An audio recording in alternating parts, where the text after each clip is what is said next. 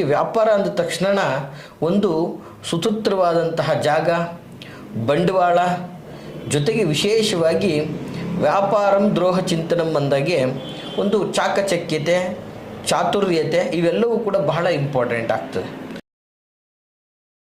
ಗ್ರಾಹಕರುಗಳನ್ನು ಹೆಚ್ಚಾಗಿ ಸೆಳೆದಾಗ್ಲೇ ವ್ಯಾಪಾರದಲ್ಲಿ ಅಭಿವೃದ್ಧಿಯನ್ನು ಕಾಣಲಿಕ್ಕೆ ಸಾಗೋದು. ಹೀಗೆ ಇದು ಒಂದು ರೀತಿಯಲ್ಲಿ ಜನಾಕರ್ಷಣೆ ಮತ್ತು ಧನಾಕರ್ಷಣೆಯ ಒಂದು ವಿಶೇಷವಾದಂತಹ ಒಂದು ದೈವಿಕ ತಂತ್ರ ಅಂತ ಹೇಳಿದ್ರೆ ಕೂಡ ತಪ್ಪಾಗ್ಲಿಕ್ಕಿಲ್ಲ.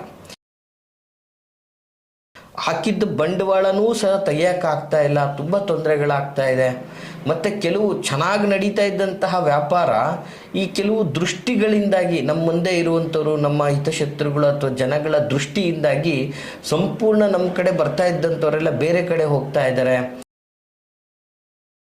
ಸಾಲ ಸೋಲ ಮಾಡಿ ಲೋನ್ಗಳನ್ನೆಲ್ಲ ತಗೊಂಡು ಒಂದು ಕಂಪನಿ ಅಥವಾ ಒಂದು ಫ್ಯಾಕ್ಟ್ರಿ ಅಥವಾ ಒಂದು ಹೋಟೆಲು, ಜ್ಯೂಸ್ ಸೆಂಟ್ರು, ಇನ್ನೊಂದು ಮತ್ತೊಂದು ಪಾರ್ಲರು, ಈ ರೀತಿ ನಾನಾ ವಿಧದಲ್ಲಿ ಒಂದಷ್ಟು ವ್ಯವಹಾರಗಳನ್ನು ಮಾಡಲಿಕ್ಕೆ ಮುಂದಾಗ್ತಾರೆ. ಇವತ್ತು ನಾನು 1000 ದುಡಿತಾ ಇದ್ದೀನಿ ಅಂದರೆ ನಾಳೆ 2000 ದುಡಿಬೇಕು, ಅದ್ರ ನಾಳೆ ನಾನು ಲಕ್ಷ ಕೋಟಿ ಹೀಗೆ ಮುಂದೆ ಬರಬೇಕು ಅನ್ನುವಂಥದ್ದು ಸಹಜವಾಗಿರ್ತದೆ.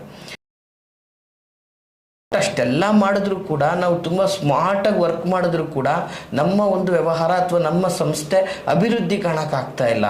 ನಾವು ತುಂಬ ಸಂಕಷ್ಟವನ್ನು ಅನುಭವಿಸ್ತಾ ಇದ್ದೀವಿ. ನಮಸ್ತೆ ವೀಕ್ಷಕರೇ, ನಾನು ನಿಮ್ಮ ಮೈಸೂರಿನ ಶ್ರೀನಿವಾಸನ್. ವೀಕ್ಷಕರೇ, ಈ ಸಂಚಿಕೆಯಲ್ಲಿ ಭಾಳಷ್ಟು ಜನಗಳ ಒತ್ತಾಯದ ಮೇರೆಗೆ ಇವತ್ತು ವ್ಯಾಪಾರ ವ್ಯವಹಾರದಲ್ಲಿ ಅಭಿವೃದ್ಧಿಯಾಗಿ ಧನಾಕರ್ಷಣೆ ಆಗಬೇಕು, ಜನಾಕರ್ಷಣೆ ಆಗಬೇಕು, ನಮ್ಮ ವ್ಯಾಪಾರ ಮಾಡ್ತಾ ಇರುವಂಥ ವ್ಯಾಪಾರ ಯಾವುದೇ ಕಾರಣಕ್ಕೂ ನಷ್ಟ ಆಗಬಾರ್ದು, ಅಥವಾ ನಾವು ಮಾಡ್ತಾ ಇರುವಂತಹ ಹೊಸ ವ್ಯಾಪಾರ ಹಳೆ ವ್ಯಾಪಾರದಂತೆಯೇ ತುಂಬ ಚೆನ್ನಾಗಿ ನಡಿಬೇಕು. ಈ ರೀತಿಯಾಗಿ ಅನುಕೂಲ ಆಗಲಿಕ್ಕೆ ಯಾವುದಾದ್ರೂ ಒಂದು ಒಳ್ಳೆ ಸಿಂಪಲ್ ಆಗಿರುವಂತಹ ಒಂದು ಸರಳವಾಗಿ ಮಾಡಿಕೊಳ್ಳುವಂತಹ ದೈವಿಕ ತಂತ್ರ ಯಾವುದಾದ್ರೂ ಇದ್ದರೆ ತಿಳಿಸಿ ಗುರುಗಳೇ ಅನ್ನುವಂಥದ್ದು ಬಹಳ ಜನಗಳು ಕೇಳಿದಂತಹ ಒಂದು ಮಾಹಿತಿ. ಹಾಗಾಗಿ ಈ ಒಂದು ಕಾರ್ಯಕ್ರಮದಲ್ಲಿ, ಈ ಸಂಚಿಕೆಯಲ್ಲಿ ನಾನು ಅದ್ರ ಬಗ್ಗೆ ಮುಕ್ತವಾಗಿ ಹೇಳ್ತಾ ಇದ್ದೀನಿ. ಹಾಗಾಗಿ ಯಾರೂ ಕೂಡ ಈ ಒಂದು ವಿಡಿಯೋನ ಸ್ಕಿಪ್ ಮಾಡದೆ ಸಂಪೂರ್ಣವಾಗಿ ಮಾಹಿತಿಯನ್ನು ತಿಳ್ಕೊಳ್ಳಿ ವೀಕ್ಷಕರೇ. ನೋಡಿ, ಸಾಮಾನ್ಯವಾಗಿ ವ್ಯಾಪಾರ ಅಂದ ತಕ್ಷಣ ಒಂದು ಸುಸೂತ್ರವಾದಂತಹ ಜಾಗ, ಬಂಡವಾಳ, ಜೊತೆಗೆ ವಿಶೇಷವಾಗಿ ವ್ಯಾಪಾರಂ ದ್ರೋಹ ಚಿಂತನಂ ಅಂದಾಗೆ ಒಂದು ಚಾಕಚಕ್ಯತೆ, ಚಾತುರ್ಯತೆ ಇವೆಲ್ಲವೂ ಕೂಡ ಬಹಳ ಇಂಪಾರ್ಟೆಂಟ್ ಆಗ್ತದೆ. ಮತ್ತು ನೀವು ಗ್ರಾಹಕರಿಗೆ ನೀಡುವಂತಹ ಸೇವೆ ಇವೆಲ್ಲವೂ ಕೂಡ ವ್ಯಾಪಾರ ಅಂದ ತಕ್ಷಣ ಗ್ರಾಹಕರೇ ದೇವರು. ಅದು ಯಾವುದಾದ್ರು ವ್ಯಾಪಾರ ಆಗಿರ್ಬೋದು, ಅಂಗಡಿ ವ್ಯಾಪಾರ ಆಗಿರ್ಬೋದು, ಹೋಟೆಲ್ ಬಿಸ್ನೆಸ್ ಆಗಿರ್ಬೋದು, ಅಥವಾ ಯಾವುದೇ ರೆಸಾರ್ಟ್ ಆಗಿರ್ಬೋದು, ಅಥವಾ ಕಾರ್ಖಾನೆ ಆಗಿರ್ಬೋದು, ಅಥವಾ ಯಾವುದೇ ದೊಡ್ಡ ದೊಡ್ಡ ಇಂಡಸ್ಟ್ರೀಸ್ಗಳಾಗಿರ್ಬೋದು, ಅಥವಾ ಯಾವುದೇ ಥರದ ಹೋಟೆಲ್ಲು ಅಥವಾ ಲಾಡ್ಜಿಂಗು, ಬೋರ್ಡಿಂಗ್, ಏನೇ ಆಗಿರ್ಬೋದು, ಎನಿವನ್ ಯಾವುದೇ ವ್ಯಾಪಾರ ಅಂತ ಬಂದಾಗಲೂ, ಯಾವುದೇ ವ್ಯವಹಾರ ಅಂತ ಬಂದಾಗಲೂ ಕ್ಲೈಂಟ್ ಅಂದರೆ ಗ್ರಾಹಕರೇ ದೇವರಾಗಿರ್ತಕ್ಕಂಥದ್ದು.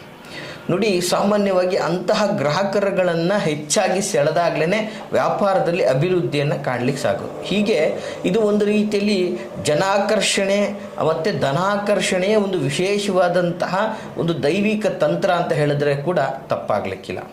ಇವತ್ತು ಸಾಮಾನ್ಯವಾಗಿ ಏನಾಗ್ತದೆ, ವ್ಯಾಪಾರದಲ್ಲಿ ಸ್ವಲ್ಪ ಏನೋ ಕೊರತೆ ಆಗ್ತಾ ಇದೆ, ಅಥವಾ ಲಾಭಾಂಶಗಳು ಕಡಿಮೆ ಆಗ್ತಾ ಇದೆ, ಅಥವಾ ವ್ಯಾಪಾರದಲ್ಲಿ ನಿರಂತರವಾಗಿ ಹಾನಿ ಆಗ್ತಾ ಇದೆ, ಹಾಕಿದ್ದ ಬಂಡವಾಳನೂ ಸಹ ತೆಗಿಯೋಕ್ಕಾಗ್ತಾ ಇಲ್ಲ, ತುಂಬ ತೊಂದರೆಗಳಾಗ್ತಾ ಇದೆ. ಮತ್ತು ಕೆಲವು ಚೆನ್ನಾಗಿ ನಡೀತಾ ಇದ್ದಂತಹ ವ್ಯಾಪಾರ ಈ ಕೆಲವು ದೃಷ್ಟಿಗಳಿಂದಾಗಿ ನಮ್ಮ ಮುಂದೆ ಇರುವಂಥವ್ರು, ನಮ್ಮ ಹಿತಶತ್ರುಗಳು ಅಥವಾ ಜನಗಳ ದೃಷ್ಟಿಯಿಂದಾಗಿ ಸಂಪೂರ್ಣ ನಮ್ಮ ಕಡೆ ಬರ್ತಾ ಇದ್ದಂಥವರೆಲ್ಲ ಬೇರೆ ಕಡೆ ಹೋಗ್ತಾ ಇದ್ದಾರೆ. ನಮ್ಮ ಮೇಲೆ ಬೇಕು ಅಂತಲೇ ಕಾಂಪಿಟೇಷನ್ ಮಾಡೋಕ್ಕೆ ಅಕ್ಕಪಕ್ಕ ಅಂಗಡಿ, ಎದುರುಗಡೆ ಅಂಗಡಿಗಳೆಲ್ಲ ಮಾಡಿದ್ದಾರೆ. ಇಷ್ಟೆಲ್ಲ ಆದರೂ ನನ್ನ ವ್ಯಾಪಾರ ನನಗೆ ಸ್ಥಿರವಾಗಿ ನಡಿಬೇಕು, ಅಭಿವೃದ್ಧಿ ಕಾಣ್ತಾ ಇರಬೇಕು, ವ್ಯಾಪಾರದಲ್ಲಿ ಜನಾಕರ್ಷಣೆ ಆಗಬೇಕು, ಧನಾಕರ್ಷಣೆ ಆಗಬೇಕು. ನಾನು ಇವತ್ತು 1 ಲಕ್ಷ ಬಂಡವಾಳ ಹಾಕಿದ್ರೆ ಅದು ವಿತಿನ್ ಮಂತಲ್ಲಿ ಡಬಲ್ ಆಗಬೇಕು. ಸೊ ಆ ರೀತಿಯಲ್ಲಿ ನನಗೆ ಜನಾಕರ್ಷಣೆ ಆಗಬೇಕು.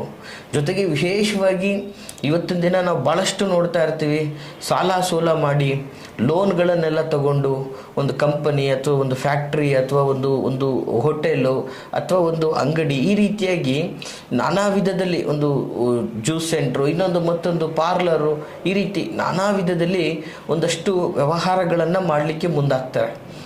ಕೆಲವು ಇದ್ದಂಥವ್ರಿಗೆ ಒಂದು ಹೋದರೆ ಇನ್ನೊಂದು ಅನ್ನೋ ಲೆಕ್ಕಾಚಾರದಲ್ಲಿ ಇರ್ತದೆ. ಬಟ್ ಕೆಲವು ಜನಗಳಿಗೆ ಮಾಡ್ತಾ ಇರುವಂತಹ ಪ್ರಥಮ ಹೆಜ್ಜೆನೇ ನಮ್ಗೆ ಒಳ್ಳೇದಾಗಬೇಕು ಅನ್ನುವಂತಹ ಒಂದು ಇಚ್ಛೆ ಇರ್ತದೆ. ಸೊ ಇವತ್ತು ಸಾಮಾನ್ಯವಾಗಿ ಅಂಗಡಿಗಳಲ್ಲಿ ನೋಡ್ಬೋದು, ನಾವು ಹೋಗಿದ ತಕ್ಷಣ ಒಂದು ಸುದರ್ಶನ ಚಕ್ರ ಹಾಕಿರ್ತಾರೆ, ಅಥವಾ ಅದು ಇದು ಏನೇನೋ ಹಾಕಿರ್ತಾರೆ ಅಂಗಡಿಗಳಲ್ಲಿ. ಅಂದರೆ ಅವ್ರಿಗೆ ಅಂಗಡಿ ಅಭಿವೃದ್ಧಿ ಆಗಬೇಕು, ಜನಾಕರ್ಷಣೆ ಆಗಬೇಕು, ನನ್ನ ಅಂಗಡಿ ಮೇಲೆ ಯಾರ್ದು ಜನರ ದೃಷ್ಟಿ ಆಗ್ಬಾರ್ದು, ನನ್ನ ವ್ಯವಹಾರದ ಮೇಲೆ ಯಾರ್ದು ದೃಷ್ಟಿ ಬೀಳಬಾರ್ದು, ನನ್ನ ವ್ಯಾಪಾರ ವಹಿವಾಟುಗಳು ದಿನೇ ದಿನೇ ಬೆಳೀತಾ ಹೋಗ್ಬೇಕು. ಇವತ್ತು ನಾನು 1000 ದುಡಿತಾ ಇದ್ದೀನಿ ಅಂದರೆ ನಾಳೆ 2000 ದುಡಿಬೇಕು, ಅದ್ರ ನಾಳೆ ನಾನು ಲಕ್ಷ ಕೋಟಿ ಹೀಗೆ ಮುಂದೆ ಬರಬೇಕು ಅನ್ನುವಂಥದ್ದು ಸಹಜವಾಗಿರ್ತದೆ. ಸೊ ಇವತ್ತು ನಿಮ್ಮ ಥಾಟ್ಗಳು, ನಿಮ್ಮ ಯೋಜನೆಗಳು, ನೀವು ವ್ಯಾಪಾರಕ್ಕೆ ಉಪಯೋಗಿಸ್ತಾ ಇರತಕ್ಕಂತಹ ಎಲ್ಲ ಥರದ ಯೋಜನೆಗಳು ನಿಮಗೆ ಸಕ್ಸಸ್ಸನ್ನು ತಂದು ಕೊಡಬೇಕು. ಗ್ರಾಹಕರ ಆಕರ್ಷಣೆ ನೋಡಿ, ಇವತ್ತು ಎಷ್ಟೋ ಜನ ನೋಡಿದ್ದೀನಿ, ಇವತ್ತು ಬಟ್ಟೆ ವ್ಯಾಪಾರಿಗಳಾಗಿರ್ಬೋದು, ಅಥವಾ ಪಾರ್ಲರ್ಗಳಿಟ್ಟಿರೋರಾಗಿರ್ಬೋದು, ಹೋಟೆಲ್ಗಳಾಗಿರ್ಬೋದು, ಇವತ್ತು ಎಷ್ಟೆಲ್ಲ ಸೋಷಿಯಲ್ ಮೀಡಿಯಾದಲ್ಲಿ ನಾನಾ ವಿಧದಲ್ಲಿ ಮಾರ್ಕೆಟಿಂಗ್ ಮಾಡ್ತಾ ಇದೆ. ಯಾಕೆ? ಜನಗಳನ್ನು ಆಕರ್ಷಣೆ ಮಾಡಲಿಕ್ಕೆ. ಬಟ್ ಅಷ್ಟೆಲ್ಲ ಮಾಡಿದ್ರೂ ಕೂಡ, ನಾವು ತುಂಬ ಸ್ಮಾರ್ಟಾಗಿ ವರ್ಕ್ ಮಾಡಿದ್ರೂ ಕೂಡ ನಮ್ಮ ಒಂದು ವ್ಯವಹಾರ ಅಥವಾ ನಮ್ಮ ಸಂಸ್ಥೆ ಅಭಿವೃದ್ಧಿ ಕಾಣಕ್ಕಾಗ್ತಾ ಇಲ್ಲ. ನಾವು ತುಂಬ ಸಂಕಷ್ಟವನ್ನು ಅನುಭವಿಸ್ತಾ ಇದ್ದೀವಿ. ಸೊ ಹೀಗಾಗಿ ನಮಗೆ ಇದರಿಂದ ತುಂಬ ಅದ್ಭುತವಾಗಿ ಅನುಕೂಲ ಆಗಬೇಕು ಅನ್ನುವಂತಹ ನಿಟ್ಟಲ್ಲಿ ಬಹಳ ಜನಗಳ ಒತ್ತಾಯದ ಮೇರೆಗೆ ಈ ಒಂದು ವಿಶೇಷವಾದಂತಹ ಸುಲಭವಾದಂತಹ ಒಂದು ತಂತ್ರ ಪರಿಹಾರವನ್ನು ನಾನು ನಿಮಗೆ ತಿಳಿಸ್ಕೊಡ್ತಾ ಇದ್ದೀನಿ ವೀಕ್ಷಕರೇ. ನೋಡಿ, ಈ ಒಂದು ತಂತ್ರವನ್ನು ತುಂಬ ಸಾತ್ವಿಕವಾಗಿ ಇರುವುದರಿಂದ, ಏನೂ ಚಿಂತಿಸದೆ ಮುಕ್ತ ಮನಸ್ಸಿನಿಂದ ಏಕಭಾವದಲ್ಲಿ ನೀವು ಪ್ರಾಮಾಣಿಕವಾಗಿ ನಿರಂತರವಾಗಿ ಮಾಡಿದ್ದೆ ಆದರೆ ಖಂಡಿತವಾಗಿ ನಿಮಗೆ ಒಳ್ಳೆಯದಾಗುತ್ತೆ. ಇದರಿಂದ ನಿಮಗೆ ಜನಾಕರ್ಷಣೆ ಆಗುತ್ತೆ, ಮತ್ತು ನಿಮ್ಮ ಗಲ್ಲಪಟ್ಟಿಗೆ ಯಾವಾಗಲೂ ಸದಾ ತುಂಬಿರ್ತದೆ. ಸೊ ಧನಧಾನ್ಯಗಳಿಂದ ಸಂಪೂರ್ಣ ಅಭಿವೃದ್ಧಿಯನ್ನು ಕಾಣ್ಕೊಳ್ಳುವಂತಹ ವ್ಯವಸ್ಥೆ ನಿಮ್ದಾಗ್ತದೆ. ಏನಪ್ಪ ಆ ಒಂದು ಅದ್ಭುತವಾದಂತಹ ತಂತ್ರ ಅಂತಂದರೆ, ನೋಟ್ ಮಾಡ್ಕೊಳ್ಳಿ ವೀಕ್ಷಕರೇ, ಬಹಳ ಸುಲಭವಾದಂತಹ ತಂತ್ರ. ಇದನ್ನು ಶನಿವಾರದ ದಿನದಿಂದ ಪ್ರಾರಂಭ ಮಾಡಬೇಕಾಗ್ತದೆ. ನೋಟ್ ಮಾಡ್ಕೊಳ್ಳಿ, ಸರಿಯಾಗಿ ಕೇಳ್ಕೊಳ್ಳಿ, ಮತ್ತು ಏನು ಮಾಡಬೇಕು, ಹೇಗೆ ಮಾಡಬೇಕು ಅನ್ನೋದನ್ನು ಅದನ್ನೇ ಕೇಳಲಿಕ್ಕೆ ಪುನಃ ಕರೆ ಮಾಡಬೇಡಿ. ನಿಮ್ಮಲ್ಲಿ ನಾನೊಂದು ವಿನಂತಿಸ್ಕೊಳ್ತಾ ಇದ್ದೀನಿ. ಸೊ ನಿಮಗೆ ಗೊತ್ತಾಗಲಿಲ್ಲ ಅಂದರೆ ಕಾರ್ಯಕ್ರಮವನ್ನು ಮರುಪರಿಶೀಲನೆ ಮಾಡಿ, ಅಂದರೆ ಮರು ವೀಕ್ಷಣೆಯನ್ನು ಮಾಡಿಕೊಂಡು ನೀಟಾಗಿ ಮಾಡ್ಕೊಂಡು ಬನ್ನಿ ವೀಕ್ಷಕರೇ. ನೋಡಿ, ಮೊದಲನೇದಾಗಿ ನಾನು ನಿಮಗೆ ಹೇಳುವಂತಹ ಈ ಒಂದು ವಿಶೇಷವಾದ ತಂತ್ರ, ಶನಿವಾರದಂದು ಪ್ರಾರಂಭ ಮಾಡಬೇಕು. ಶುಚಿಭೂತರಾಗಿ ಏನು ಮಾಡಬೇಕು, ಶನಿವಾರದಂದು ಅರಳಿ ವೃಕ್ಷದ ಒಂದು ಎಲೆಯನ್ನು ತಗೊಂಬರಬೇಕು. ನೋಡಿ, ನಿಮಗೆ ಗೊತ್ತಲ್ಲ, ಎಲೆ ತರಬೇಕಾದ್ರೆ ಆ ಒಂದು ಅರಳಿ ವೃಕ್ಷಕ್ಕೆ ನಮಸ್ಕರಿಸಿ ಪೂಜೆ ಸಲ್ಲಿಸಿ ಅನುಮತಿ ತಗೊಂಬರ್ಬೇಕು, ಅರ್ಥ ಆಯ್ತಾ? ಸೊ ಅದು ನಿಮಗೆ ಸಾಮಾನ್ಯವಾಗಿ ಗೊತ್ತಿರ್ತದೆ. ಸೊ ಆ ಒಂದು ಎಲೆಯನ್ನು ತೆಗೆದುಕೊಂಡು ಬರಬೇಕು, ಅದನ್ನು ಶುದ್ಧಿಗೊಳಿಸಬೇಕು. ಒಂದು ಪೂಜೆಗೆ ಹಿಡಿದಿರ್ತಕ್ಕಂತಹ ಶುದ್ಧ ಜಲದಿಂದ ಮಾಡಿ, ಇಲ್ಲ ಅಂದರೆ ಈ ಗಂಗಾಜಲ ಸಾಮಾನ್ಯವಾಗಿ ಇವತ್ತು ನೀವು ಕಾಶಿಗೆ ಹೋಗಿ ತರಬೇಕು ಅಂತೇನಿಲ್ಲ, ಆಯಿತಾ? ಈ ಒಂದು ಪತಂಜಲಿ ಸ್ಟೋರ್ಗಳಲ್ಲಿ, ಕೆಲವೊಂದಷ್ಟು ಸ್ಟೋರ್ಗಳಲ್ಲಿ ಇವಾಗ ಗಂಗಾಜಲ ಅಥವಾ ಗ್ರಂಥಿಗೆ ಅಂಗಡಿಗಳಲ್ಲೆಲ್ಲ ಸಿಗುತ್ತೆ. ಸೊ ಅಲ್ಲಿ ಹೋಗಿ ಬೇಕಾದರೆ ಗಂಗಾಜಲವನ್ನು ತೆಗೆದುಕೊಳ್ಳಿ. ಈ ಗಂಗಾಜಲದಲ್ಲಿ ಅದನ್ನು ತೊಳೆದು ಅದರ ಮೇಲೆ ಒಂದೇ ಒಂದು ಸಾರಿ ಗಾಯತ್ರಿ ಮಂತ್ರವನ್ನು ಬರೀರಿ. ಇದು ಸಾಮಾನ್ಯವಾಗಿ ಎಲ್ಲರಿಗೂ ಗೊತ್ತಿರುತ್ತೆ, ಫೋನಲ್ಲಿ ಹಾಕಿದ್ರೂ ನಿಮಗೆ ಸಿಕ್ಬಿಡುತ್ತೆ. ಸೊ ಗಾಯತ್ರಿ ಮಂತ್ರ ಗೊತ್ತಿಲ್ಲ ಅಂದರೆ ಹೇಳ್ತೀನಿ, ಬೇಕಾದ್ರೆ ನೋಟ್ ಮಾಡ್ಕೊಳ್ಳಿ.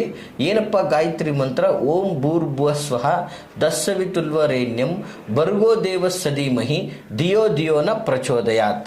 ಈ ರೀತಿಯಾದಂತಹ ಒಂದು ಮಂತ್ರವನ್ನು ಈ ಅರಳಿ ಎಲೆಯ ಮೇಲೆ ಒಂದೇ ಒಂದು ಸಲ ಬರ್ಕೊಳ್ಳಿ. ಬರ್ಕೊಂಡ ನಂತರ 48 ಸಾರಿ ಆ ಮಂತ್ರವನ್ನು ಜಪ ಮಾಡಿ ವೀಕ್ಷಕರೇ. ಜಸ್ಟ್ ಏನು ಒಂದು ಅರ್ಧ ಗಂಟೆ ಸಮಯ ಕೊಟ್ಟರೆ ಏನು ತೊಂದರೆ ಆಗೋದಿಲ್ಲ. ಒಂದು ಅರ್ಧ ಗಂಟೆ ಸಮಯ ಇದನ್ನು ಜಪ ಮಾಡಿ, ನಂತರ ಅದನ್ನು ನಿಮ್ಮ ಪರ್ಸಲ್ಲಿ ನೋಡಿ, ಯಾರು ವ್ಯಾಪಾರದ ಒಂದು ವ್ಯವಹಾರದ ಮುಖ್ಯಸ್ಥರಾಗಿರ್ತೀರೋ ನಿಮ್ಮ ಪರ್ಸಲ್ಲಿ ಇಟ್ಕೊಳ್ಳಿ ಅಲ್ವಾ. ನಿಮ್ಮ ಪರ್ಸಲ್ಲಿ ಇಟ್ಕೊಳ್ಳೋಕ್ಕಾಗೋದಿಲ್ವಾ? ನಿಮ್ಮ ಒಂದು ವ್ಯವಹಾರದ ಗಲ್ಲ ಪೆಟ್ಟಿಗೆ ಅಂತ ಏನಿರುತ್ತಲ್ಲ, ಸೊ ಆ ಗಲ್ಲ ಪೆಟ್ಟಿ ಒಳಗೆ ಅದನ್ನು ಇಟ್ಬಿಡಿ. ಈ ರೀತಿಯಾಗಿ ಸಂಪೂರ್ಣವಾಗಿ ಇಟ್ಟ ಮೇಲೆ ಶನಿವಾರದ ಗಂಟೆ ತೆಗಿಬೇಡಿ. ಮತ್ತೆ ಶನಿವಾರ ಆ ಒಂದು ಇಟ್ಟಿರತಕ್ಕಂಥದ್ದನ್ನು ತೆಗೆದುಬಿಟ್ಟು ಯಾವ ಒಂದು ಅರಳಿ ಮರದ ಹತ್ರ ಹೋಗಿ ತಗೊಂಬಂದಿದ್ರೋ ಅದೇ ಅರಳಿ ಮರದ ಬುಡದ ಕೆಳಗಡೆ ಅದನ್ನು ಹಾಕಿ ಹೂತ್ಬಿಡಿ. ಹೂತ ನಂತರ ಮತ್ತೆ ಹೊಸದಾಗಿ ಮತ್ತೊಂದು ಎಲೆಯನ್ನು ತೆಗೆದುಕೊಂಡು ಬಂದು ಇದೇ ರೀತಿಯಲ್ಲಿ ಪುನರಾವರ್ತನೆ ಮಾಡಿ. ಅರ್ಥ ಆಯ್ತಾ ವೀಕ್ಷಕರೇ? ಈ ಒಂದು ರೀತಿಯಲ್ಲಿ ಕ್ರಮಬದ್ಧವಾಗಿ ಒಂದಷ್ಟು ದಿನ ಮಾಡ್ಕೊಂಡು ಬಂದರೆ ನಿಮಗೆ ಅದ್ಭುತವಾದ ರೀತಿಯಲ್ಲಿ ಜನಾಕರ್ಷಣೆ ಆಗುತ್ತೆ, ಧನ ಡಬಲ್ ಆಗ್ತಾ ಹೋಗುತ್ತೆ. ನಿಮಗೆ ಇನ್ನೊಂದು ತಿಳ್ಕೊಳ್ಳಿ, ನಿಮ್ಮ ವ್ಯಾಪಾರದ ಮೇಲೆ ಆಗುವ ದೃಷ್ಟಿ ದೋಷಗಳೆಲ್ಲ ನಾಶ ಆಗುತ್ತೆ. ಬಹಳ ಅದ್ಭುತವಾದ ರೀತಿಯಲ್ಲಿ ಧನಾಕರ್ಷಣೆ ಆಗುವಂತಹ ಒಂದು ಸುಲಭವಾದಂತಹ ತಂತ್ರ ಇದಾಗಿರ್ತದೆ ವೀಕ್ಷಕರ. ಈ ರೀತಿ ಮಾಡೋದ್ರಿಂದ ನಿಮ್ಮ ವ್ಯಾಪಾರ ವ್ಯವಹಾರದಲ್ಲಿ ಅಭಿವೃದ್ಧಿಯನ್ನು ಕಾಣಿಕೊಂಡು ಒಂದು ಸಾಧನೆಯನ್ನು ನೀವು ಮಾಡ್ಬೋದಾಗಿರ್ತದೆ.